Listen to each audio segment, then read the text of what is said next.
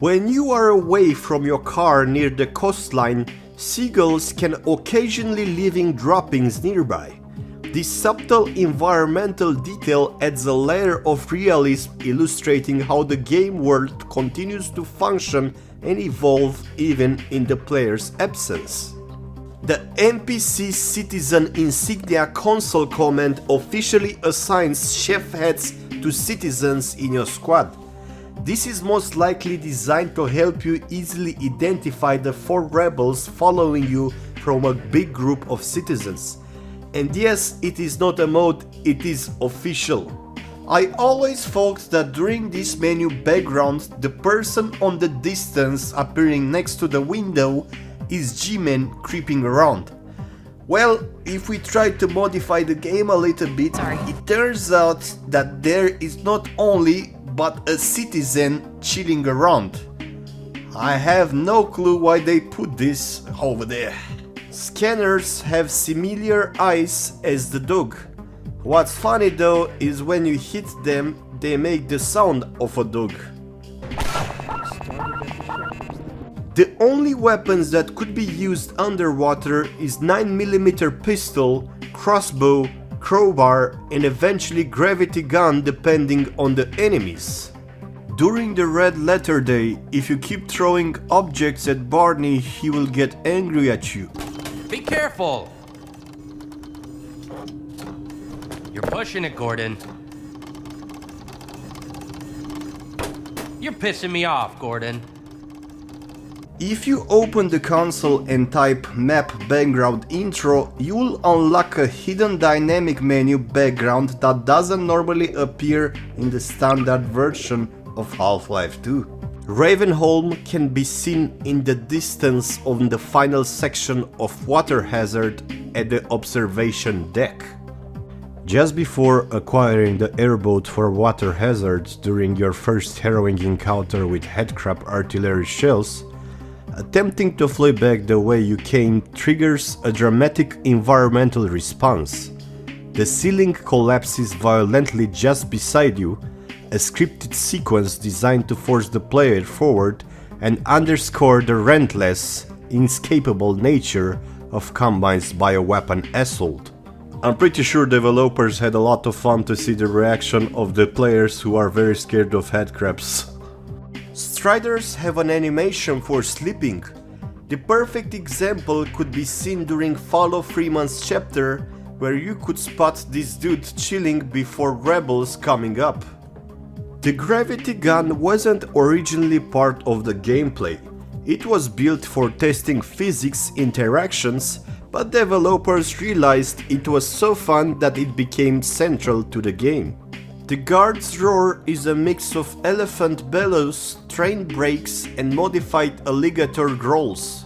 While you are escaping through apartments, there is an APC parking near the windows.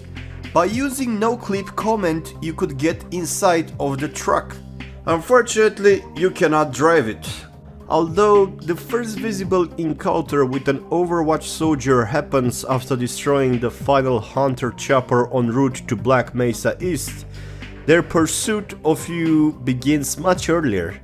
Their presence are masked behind the optics of helicopters since D1 canals, revealing that the hunt was underway long before the player ever saw the soldiers themselves. If you try to cheat for the purpose of science, here you would notice that a Combine drops down after damaging the helicopter.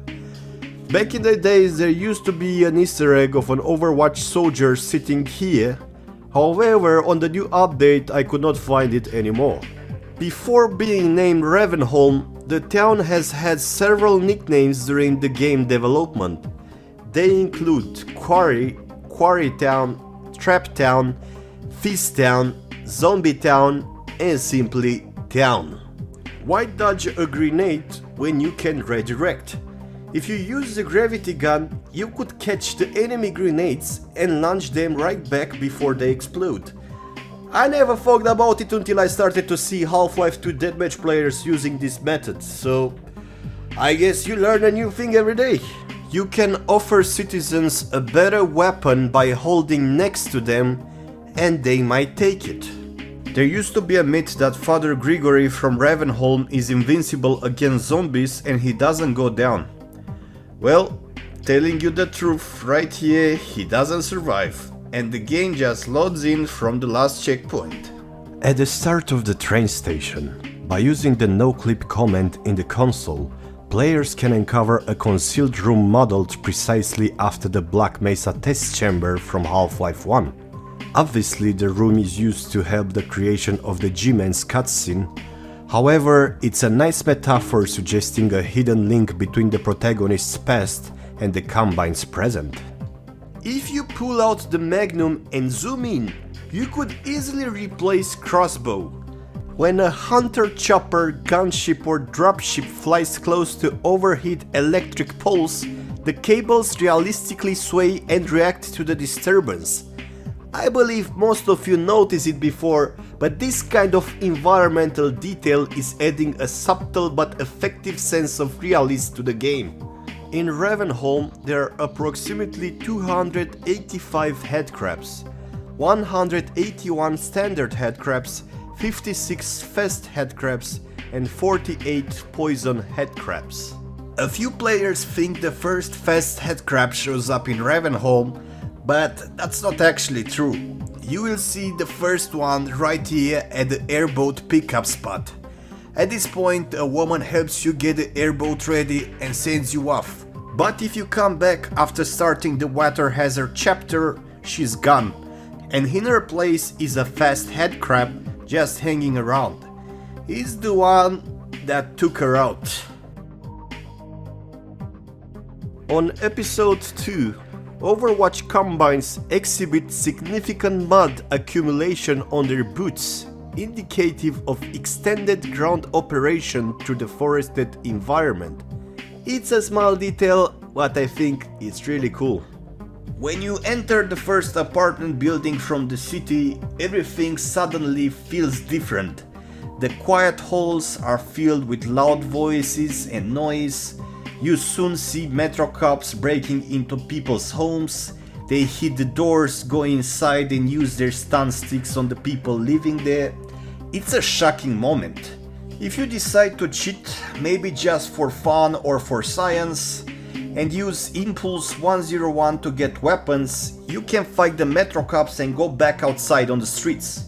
But when you walk through the door, things have gotten worse. Metro cops are not very happy and they are getting out of control. They start to chase people and use their stun sticks on anyone they see. Even normal citizens walking by are attacked. The whole city feels like it's turning into a war zone right from this moment. If you listen these dudes talking, they are saying the following thing. This is how it always starts. First the building, then the whole block. They have no reason to come to our place. Don't worry, they'll find one. So I am wondering if this scenario was ever programmed to happen by devs, or is just a coincidence I found. However, seeing this street looking like this makes me think that there are always things that we still can discover in Half-Life 2 after 20 years.